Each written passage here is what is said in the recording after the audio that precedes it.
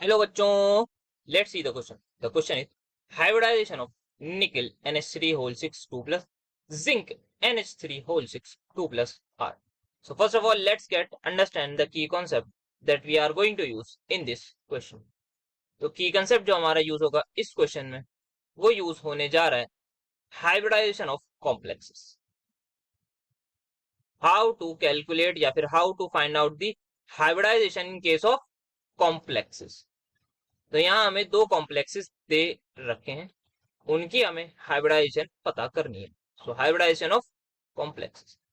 सबसे पहले बात करते हैं निकल की. हमारे पास है निकल NH3 अमोनिया यहाँ पे 6 और 2 प्लस हमारी है इसकी ऑक्सीडेशन स्टेट. तो यहाँ पे हम क्लियरली देख सकते हैं ammonia is a neutral molecule. तो हमारे पास निकल की ऑक्सीडेशन स्टेट क्या हो जाएगी? निकल 2 प्लस, बिकॉज का कॉन्ट्रीब्यूशन हो गया 0 टुवर्ड्स ऑक्सीडेशन स्टेट.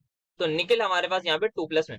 तो अगर निकल की ग्राउंड स्टेट की बात करें तो आयरन कोबाल्ट निकल इसका एटॉमिक नंबर होता है 28.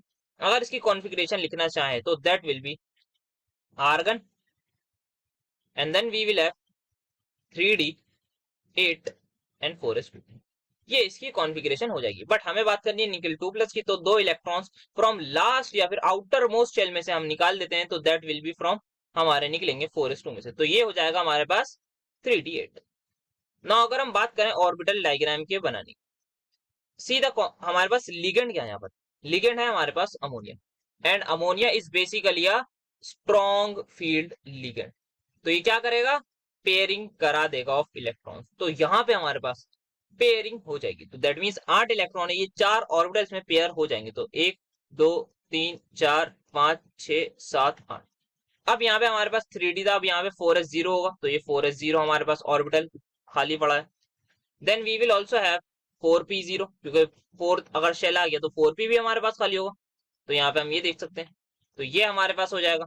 नाउ अगर अब यहाँ पे जो हाइब्रिडाइजेशन होगी वो क्या होगी? हमारे पास यहाँ पे एक ऑर्बिटल हमारे पास d का यूज हो रहा है, एक s 3p, तो 5 होगा. तो दैट मीन्स एक और हमारे पास 4d का ऑर्बिटल यूज होना चाहिए यहाँ पर.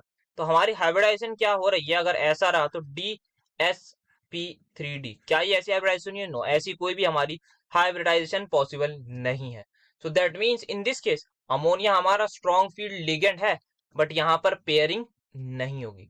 तो जो हमारा 3d8 है दैट विल बी सिंपली रहेगा हमारे पास अनपेयर्ड इलेक्ट्रॉन के साथ, जैसे सिंपल हम इलेक्ट्रॉन्स को करते हैं फिल.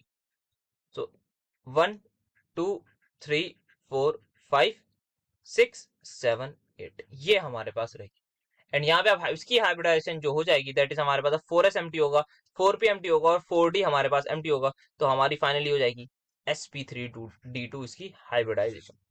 तो यहाँ पे पेयरिंग इसीलिए नहीं हुई बिकॉज ये कोई हाइब्रिडाइजेशन हमारी हो ही नहीं सकती. ये पॉसिबल नहीं है कि 3d और 4d हम मिक्स कर रहे हैं यहाँ पे. This is not possible because energy difference काफी ज्यादा हो जाएगा.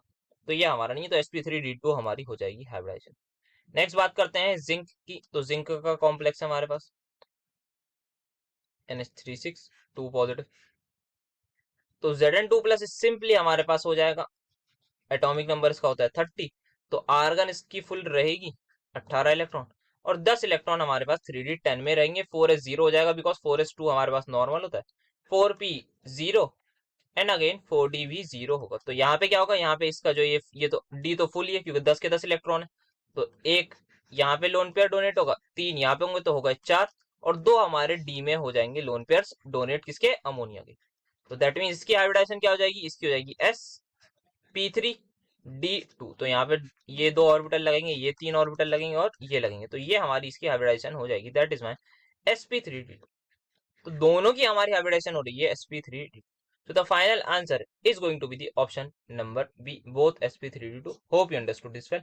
Best of luck.